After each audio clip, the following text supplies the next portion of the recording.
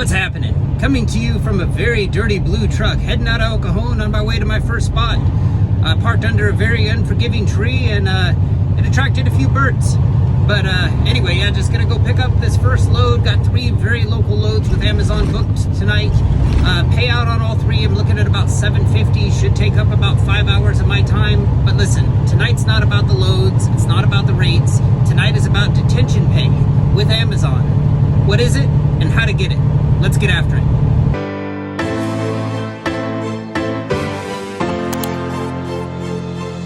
So before we begin, we need to define 2 terms. And these are terms, I chose these terms because these are the terms that Amazon uses. The first one is SAT, or scheduled arrival time. The second one is SDT, or scheduled departure time. Now, in addition to those, there's 2 criteria that Amazon has in order for you to be eligible for detention pay. One is you need to be using their technology, in other words, their relay app, so they know what time you checked in, what time you checked out, and how long you were in the yard.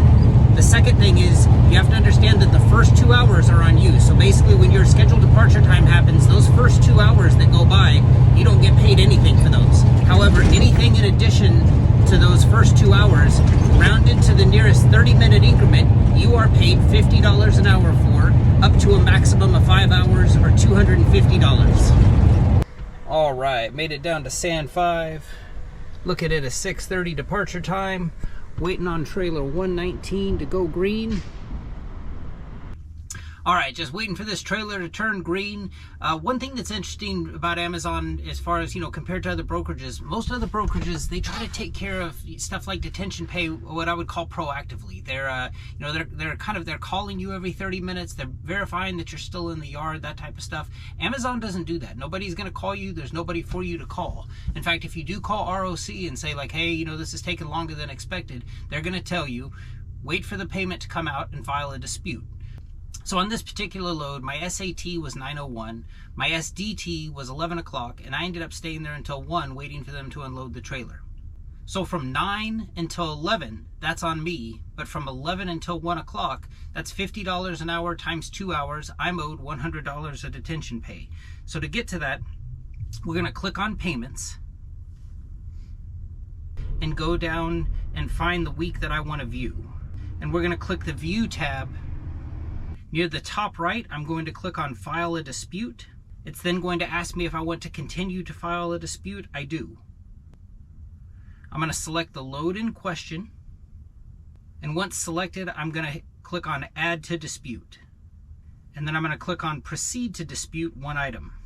Now it's important here that you click on Expand All, and I want to add a charge. One of the options under there is to do detention or layover. I'm going to select that. And now's where it wants me to enter in an amount. Now I know I'm owed 2 hours at $50 an hour. And under Add a Note, I'm going to type in a short reason as to why I'm entitled to this detention pay. After you hit Submit, you're then going to click on Submit Dispute.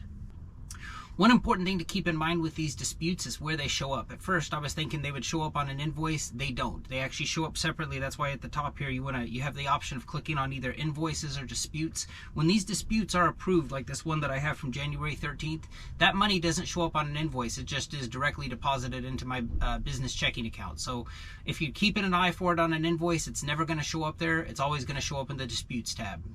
I hope this video is... I almost forgot one thing. My proof of life pictures, or at least what I call proof of life pictures, I've never had it be an issue, but I like to take pictures of the dock door that I'm at with the red light. I do this in 30-minute increments. That way, again, I've never had this be an issue, but I'd hate for them to think that, or accuse me of saying like, hey, you left 5 hours after you were supposed to. How do we know you didn't take a nap? If I have those pictures of the dock door I'm at with the dock door at a red light, they know that I didn't take a $250 nap. Now, I hope this video serves you well. Appreciate you for watching. Take care.